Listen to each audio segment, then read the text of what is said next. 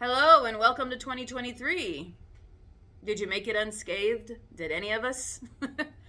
So, this channel, I'm going to be taking it in a slightly varied direction. And this year, I'm going to be really heavy on defense.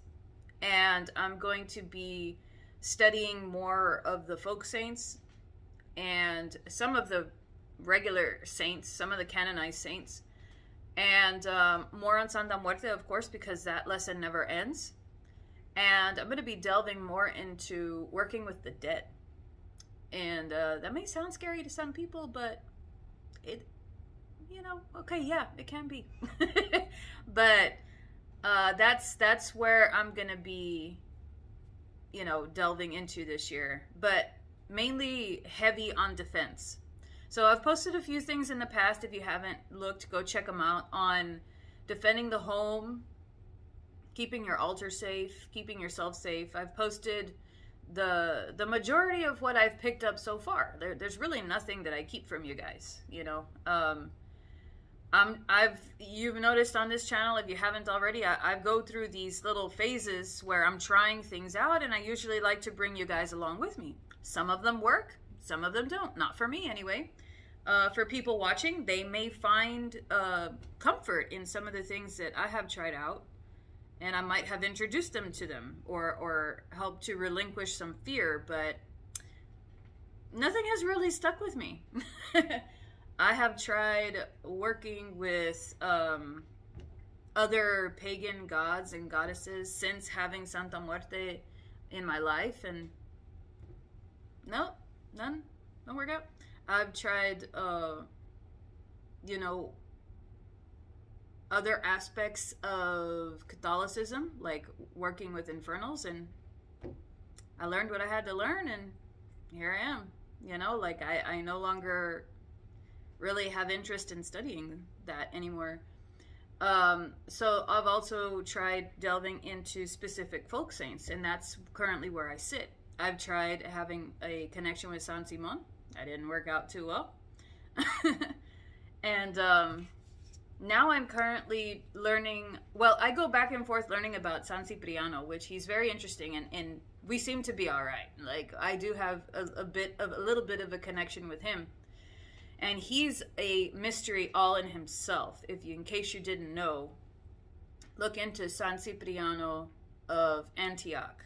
He's got a whole cult following, if you didn't know. And I'm currently looking into santos that are oftentimes correlated with the dead and correlated with defense. That's currently where my area of study is, because I want to bring a bit of doing, I won't say death work, but working with the dead to this channel. So let me tell you what I've learned so far just in my experimentation. Trial and error, reading books, watching videos, listening to friends that are experienced.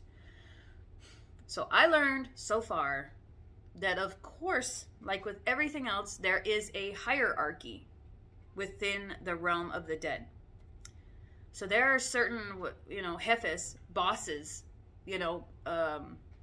leaders that you have to go through in order to work with the dead. Now, some people, it doesn't apply to them. But I like to stay within the realm of what has worked. So, through working with the infernals in the past, I was instructed on the fact that there was a hierarchy if I wanted to contact a dead person. Why do you want to contact a dead person? I don't know, maybe it's a relative you just missed and you want to talk to. Maybe there's something that they know that they died keeping that secret, or maybe you want to build a relationship with a dead person that will do work with you. Like, come on, like, people do it all the time. So, in doing so, I wanted to contact a certain, person that I knew in life, and I was able to do so. And the reason that I know that I was able to do so is because they spoke to me. But what I learned through that experiment was one thing that not a lot of people post about is that when you go to the cemetery, of course, there's a hierarchy, and you have to ask permission from the owner of the cemetery. Now, that usually is the, well, maybe I should ask permission before I post that information. Anyways, there's a hierarchy, and you have to ask permission, okay? Most people know that if you're going to go about this in a roundabout way, you don't want to get specifics, you can just leave specific offerings by the cemetery gates and some coins, because you're going to go in there to do work. So for exchange, you have to leave something. So oftentimes people will leave like sweets or breads or coins or liquors, or even sometimes like fish and certain meats, smoked meats. And you're basically buying your ticket to go and shop around. That sounds so disrespectful. But so yeah, like once you do that, you know, you're free to go roam around. So I did, and what I did was I left a little trinket in the grave, and I basically asked that person to infuse it with their energy, because that's the closest that I could get. This cemetery is beautiful. Like I'm being watched as I'm in there. Let's just put it like that, by the owners of the cemetery, like the living owners. And you know, like I don't want to be like too suspicious. So I go in there, I leave something, and I just had this notion to take a bottle of perfume with me. And this is the point that I'm getting to, is the dead seem to love perfume. I wouldn't figure, but it makes sense. So I left a bottle of really pretty smelling perfume, and I sprayed it all around the tombstone, like, ooh, you're gonna smell so good, you know, you're gonna be the ball of the bell of the ball. Get tongue. The bell of the ball, you know. And so I sprayed. And I was like, okay, so now that you have that, can you please infuse this thing, this trinket, with your energy so that I can converse with you at home? Now, before y'all get too nitpicky and be like, oh, you don't need that, but oh, that's just the method that I applied, okay? And guess what? It worked. And what matters at the end of the day is that it works. So, I came back, I timed it 13 days, because 13's my number. I came back 13 days later, and it was their birthday. Seriously, I was like, whoa, okay, awesome, hello, happy birthday. And so I sprayed the tombstone again, and I swear to you guys, did I already tell this story on here? I probably did, but it was so awesome. As soon as I did that, I decided that I was going to read a prayer for them, because in life they were religious. So as soon as I began to read the prayer, the wind picked, this is in the middle of summer, the wind picked up whoosh, like a freaking hurricane, man. And I was reading the Yea, Though I Walk Through the Valley of the Shadow of Death prayer. Out of the corner of my eye, I saw two people running towards me. And this is a cemetery that everything's like flat. Everything's like completely flat. Even some of the tombstones are just completely flat on the ground. So you can see things in your peripheral vision because there's movement going on, you know? So in my peripheral vision, I saw a dude in all denim, skinny white dude. And then a younger person behind him running towards me. And I was like, oh my God, I'm in trouble. Oh my God, I'm in trouble. For some reason, I'm just in trouble. I don't know.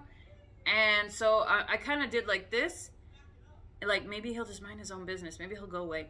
But then I looked again, further like this, and I saw this dude. He kind of had like a comb over, light, maybe medium brown hair, straight, real lightly complected, all denim.